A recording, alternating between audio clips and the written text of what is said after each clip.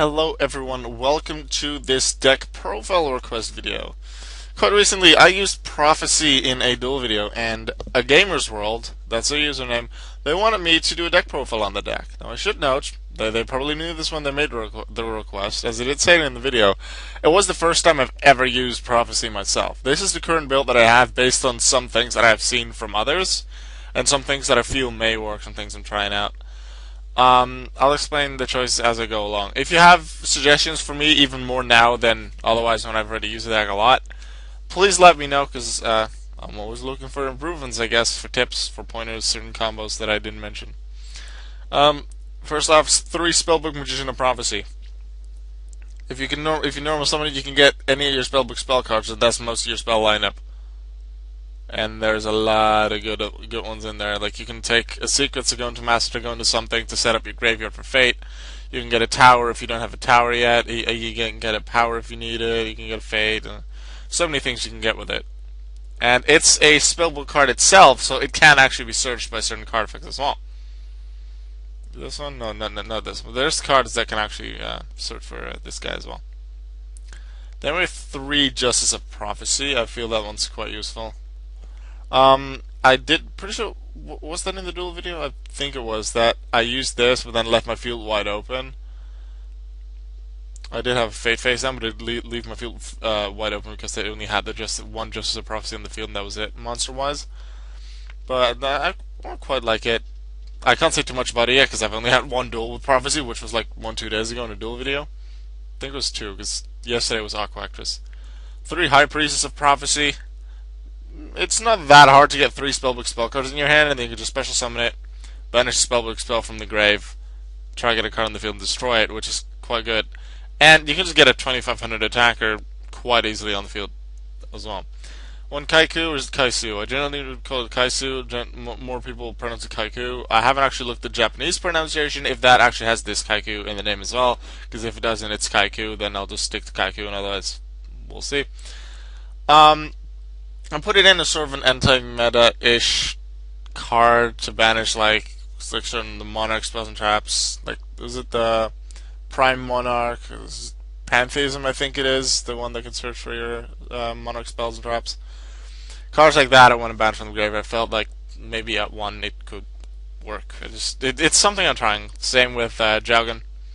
I thought it could be pretty cool. The fact that it's Spellcaster might help out the deck. You can discard a random card from hand to grave. I would have liked if it was a choice, so I could just send a specific spellbook to maybe set up the graveyard for fate, just because of that. A random, I don't really like. It's neither play can special summon monsters, so that can be used as anti-meta as well. But you can also just destroy all special summon monsters in the field, which could work out well. Then I could have 3 spellbook library of the Crescent. I don't think I'm going to keep that at 3.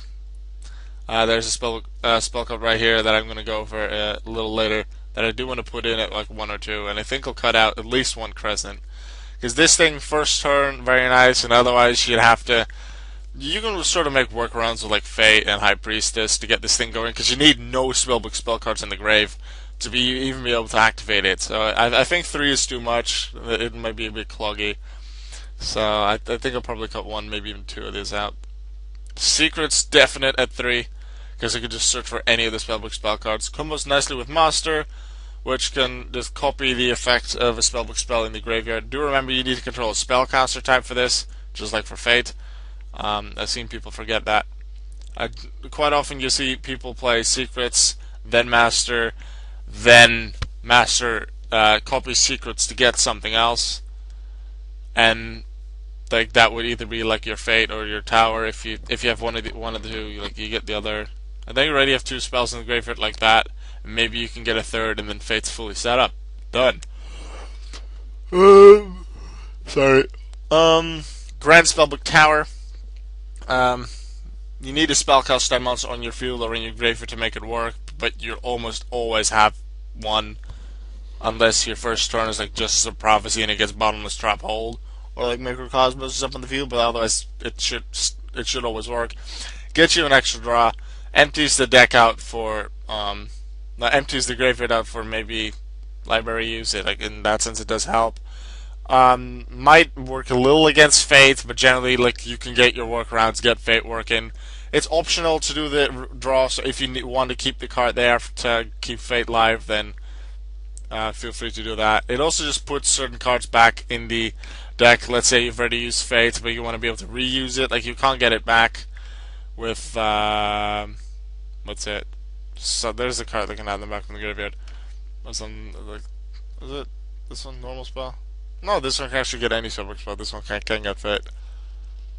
There is a thing that can get it back from the grave. Anyway, you can put cards back in the graves. You can search for them again with secrets or master copying secrets, or just have another chance to draw into the card.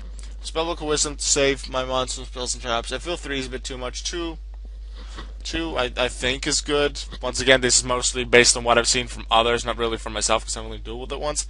I think 2 is good, maybe 1, but I think for now 2 is okay. Spellbook of Eternity. You banish quite a few spells.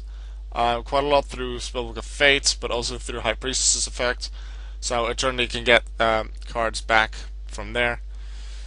Power. I don't see it used too often, but I feel that the 1,000 attack boost could work out in battle, whether that's to beat a monster or just to deal some extra damage. And then the search is always nice as an extra thing. 3, Pot of Duality, because the only special summon you really do is High Priestess. So Pot of Duality at 3 seemed like a good choice. Book of Moon, yes, because it's somewhat of a staple. Raigeki, same story. Lose 1 turn. I felt that could be a pretty good card. A good amount of the Monarchs don't actually special summon, so against Monarchs it won't really help. Cosmo, like half of them are special summon, maybe a little more if you count emergency teleport. I suppose Farm Girl can like banish and go into Good Witch, and then Good Witch into like Dark Destroyer or whatever if you have the cards. Lose 1 turn. I took it out of my Yosenju deck because of Monarchs, and I felt that wasn't as useful as it was in like the Necros era. But like I'm trying it out. Not really showing it. This might be a card that I take out. Phoenix Chain, because I like Phoenix Chain stopping attacks and effects. Then a Solemn Warning and 3 Solemn Strikes because they're just really good cards. Extra deck wise, I actually have nothing. Now, why not? You have the option to do it. You don't have something like Monarchs that don't even allow you to have an extra deck. 2 reasons. 1, I don't see myself Xyz summoning that often. It is possible, so normally I would do that. I would get an extra deck. But I was thinking, we're now in the Monarch, like the Monarch era is a bit big, but Monarchs are one of the top decks. People are having more of an eye on the extra deck size, and especially in like how many cards you have in your extra deck, and then make a choice based on that. And I was thinking maybe, and I haven't looked into this psychological thing too much, is maybe now I can speak the truth when I say 0 while not playing Monarchs, and they make a suboptimal decision thing. Like, let's say they want to go second against Monarchs, but first against everything else. Then they go second, but they actually face something else. Like, I'm not lying. So it's perfectly legal what I'm doing in that sense. So that sense, maybe put them in a little wrong step, but like, how much of an advantage or disadvantage really is that? And I personally feel that not having an extra deck will probably hurt me more in those situations where I could Xyz summon than it doesn't. But at the moment, I just don't have it. I haven't thought much about the extra deck. Side deck, I have 3 Temperance and World. Like, I've seen 1 or 2 World decks played against me. Maybe 1 more in an event at some point. I don't really remember. I remember seeing the 2 World decks that I did face at some point were shortly after like Spellbook of Judgment went out. Then I saw World of Prophecy be used a little more, but quite quickly didn't see it anymore. And Temperance works well with that. The unfortunate thing about World, I believe it has to be special summoned from the deck. Not necessarily. Yeah, Temperance summons from the deck. Yeah, so you don't really have World, but like you can. Pretty sure there's a card that can like discard World or get rid of it. This thing, no. There's something that can discard it or at least put it back in the deck. Don't remember what it is. Fire Ice Hand because I felt they could work. I put them in there 2 each. Spellbook of Wisdom in case I want some more protection for my monsters. 3 Mask of Restricts because Monarchs. I suppose Cliff Force as well, some other things that may tribute, generally Monarchs. than Spellbook Star Hall. I do remember from seeing other people play that Spellbook Star Hall can give you so much attack power boost.